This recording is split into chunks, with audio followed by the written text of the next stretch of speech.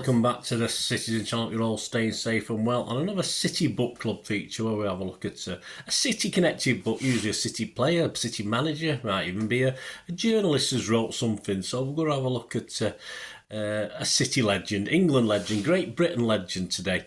Because we're going to have a look at an excerpt from the oldest book in my collection. This is the oldest one I've got. It was first published in 1948, even before I say that's how old it is, guys. Even lots older than me, is over a decade older than me as well. So this is simply called Football from the Goalmouth.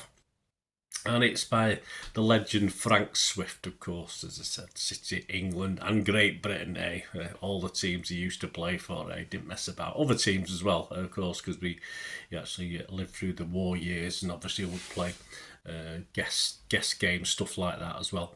So I'm going to pick this story up in chapter 6. Frank Swift, just 20, 20 years old when he played his City's 1934 FA Cup winning team. Of course, we beat Portsmouth. We went back after the year after we'd lost, and we promised we would go back, and we did. A very young Frank Swift had only started playing as number one that season, so very good, very young, very inexperienced. And of course, we won the game with 2 goals from Fred Tilson. And Frank famously fainted at the final whistle. Yeah, even the king at the time got involved as well. So the chapter is simply entitled "Why I Fainted." There you go. Probably we will find out now. So I'll read the excerpt. Hope you enjoy this, guys. Anyway, and now I'll tell you why I fainted at the end of this terrible battle. He said, on either side of the goal near the post, 2 or 3 photographers were still perched, presumably in the hope of snapping Portsmouth's equaliser should it come. One of them, probably seeing how tense I was, waiting for the final whistle, began to tick off the minutes for me. His colleagues at the other post helped. 3 minutes to go, the photographer's excited voice heightened the terrific tension. My heart was pounding away. I had difficulty in focusing my full attention on the field of play. The City lads were still keeping the play in the Portsmouth half. I was glad, but I'm sure had somebody shot the ball at me at this moment, I would have fumbled it. Only 2 minutes left. Jackie Bray had the ball now, juggling with it before sending a long looping pass up the field. The ball running out of play near the Portsmouth corner flag. The play seemed a long way off, or was it because things were becoming a little hazy? Sam Cowan, still tucked handy near the burly Weddle, had a quick glance over his shoulder to see where his fullbacks are positioned. 1 minute to go. Mr. Rouse is looking at his watch, that was a referee, then glances across to his linesman to check their times. I wish he'd blow the whistle. Laurie Barnett glances back reassuringly at me. How I envy Laurie his coolness. Above the hubbub of the vast crowd, I hear an agonised voice shout, "Come on, Portsmouth." I wondered idly if we were a sailor and whether only 50 seconds, you're nearly there, lad. I thought how pleased mother would be, and brother Fred and all my dear family at the glory which had come to their youngest member. Alec Hurd tackles Nicol. There's no letting up with City so close. Odd thoughts are beginning to run through my mind. I wondered the cup takes much cleaning. 40 seconds, you've done them now. Up in the royal box, the King and Queen are still intently watching as the 1934 Cup final slowly runs out into history. I try to remember the drill we've been given. Winning team goes up first after the national anthem. The captain takes the cup and his medal. Then the rest of the teams receive their medals. Then the losing team, I expect I'll drop my gloves or my cap, or both. I hope the King says something to me, and I'll bet I'm so nervous if he does I won't know what to say. 30 seconds, it's your cup, son. Matt Busby smashes the ball into touch. A Portsmouth player despairingly tries to hurry it from the hands of a ball boy. I notice there's a flurry of movement near the entrance to the tunnel leading to the royal box. The guards have come out, ready to line up on the grass. Eric Brooks stands out on the left wing, beaming. I'm glad for all the lads who lost the final last year. This time it's okay. Racing through my brain is the thought I must shake Sam Cowan by the hand. Good old Sam, it's his cup, it's anybody's. And Fred Tilson and Tozy and Alec Hurd and Jackie Bray. There's the whistle, it's all over. I stoop into my net for my cap and gloves, take a couple of steps out to meet Sam, then everything went black. The next thing I realised was I was lying on the turf with somebody pouring cold water on my face. Sam was holding my head and Alec Bell was dabbling water on me from a sponge. I'd fainted. I still think it was because of the tremendous nerve strain through the mounting tension and excitement as those photographers, helpful as they were, ticked away the dying moments of the game. Sam helped me to my feet and I limped across to where the other players and officials were waiting for our skipper to lead the parade up to the royal dais. I still felt a bit woozy, which is probably why I didn't turn and run away instead of slowly climbing what seemed to be an endless number of stone steps up to the royal box. It's a long time now, and I've had a lifetime of football, but although I had only 4 months in the game before that moment, alone with the king, and a dozen years or so since, I can still recall it vividly. I only have to close my eyes and the years roll back. A long, gawky lad of 19 and a bit stands alone in front of the bearded gentleman with kind eyes. 2 minutes previously, the boy had lain unconscious on the sacred turf at Wembley. The buzzing in his brain beats against the crowd noises. Then the kindly face of this much-loved man crystallises from the dizzy mist. "How are you feeling now, my boy?" says a deep voice. It's the king speaking. "Fine, sir," says the lad. "That's good. You played well. Here is your medal and good luck."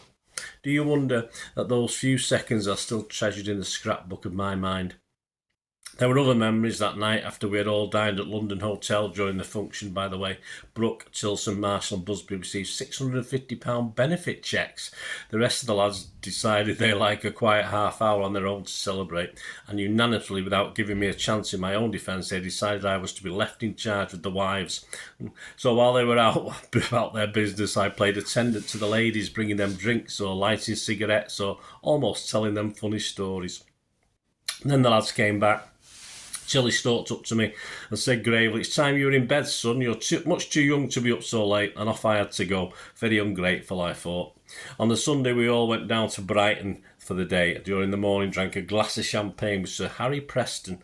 Next day, when we arrived back in Manchester, there was a coach waiting to take us on a triumphal tour through the city. Sitting with our legs dangling across the open roof of the coach, we slowly rolled our way through the greatest crowds I ever seen in Manchester.